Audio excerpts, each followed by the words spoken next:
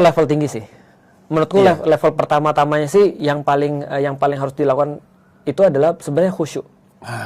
Itu pertanyaan selanjutnya. Menciptakan kehusukan. Oke. Karena nggak gampang ya. Ada 2. Oke. 1, mengingat mati. 2, mengingat bahwa dia akan jumpa dengan Allah. Dengan kata lain, Mas punya masalah. Pertanyaannya adalah, masa punya masalah dulu baru kita khusyuk? Ya, aku gitu sih. Sering gitu sih. Harus diakuin. Ntar ketika masanya udah lewat, boro-boro khusyuk, ya sholatnya juga hilang. Aku manusia dan aku gitu. Aku punya terakhir ketika bulan Ramadan aku punya problematika yang aku gak usah cerita di sini. Tapi problematika itu membuat aku akhirnya sholat dan minta pada Allah. Ya Allah, kalau nggak gini ya Allah, habis nih ya Allah segala macam. Itu membuat aku minta. Dan alhamdulillah masalah itu terselesaikan. Dan aku yakin mungkin salah satu yang membuat aku selesai adalah kehusyuanku ini. Karena aku benar-benar berharap pada Allah. Dan mungkin aku berharap bukan hanya berharap pada Allah, tapi menjadikan itu sebagai kalau ini sholat yang terakhir, apa yang pengen aku lakukan sih dalam sholat ini sebenarnya. Nah, khusyuk itu di dalam Al-Quran, alladzina yazunnuna annahum mulaqu rabbihim wa annahum ilaihi raji'un.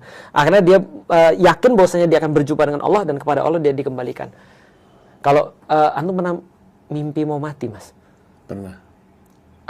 Di mimpi itu apa yang antum lakukan, Mas? Di mimpi itu mimpinya sakit. Iya, terus antum mau mati kan? Iya. Yang antum lakukan apa tuh waktu itu? Bangun. Tahu apa yang aku lakukan, Mas? Apa? Aku bilang sama kakakku, aku maafin kamu. Serius.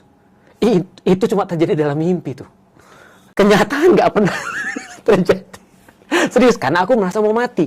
Dan di situ ada kakakku. Ternyata di alam bawah sadarku aku benci banget sama dia. Ketika aku terus mau mati, aku bilang aku maafin kamu. Karena aku nggak mau mati dengan membawa rasa itu. Setelah itu beberapa waktu kemudian dia masuk Islam. Wow. Artinya maksudnya gini, kita tahu yang kita mau lakukan sebelum kita mati itu jelas banget. Karena kita tahu waktunya terbatas, kita tahu apa yang paling kita perlukan yang selama ini mungkin kita denying. Nah, sholat itu aku yakin akan menjadi top of the list ketika kita mau mati. Selain sholat, apalagi kata Allah, sedekah. Itu orang pasti akan lakukan. Makanya banyak orang-orang mau mati, itu bisa ngeluarin sedekah, Mas. Iya benar.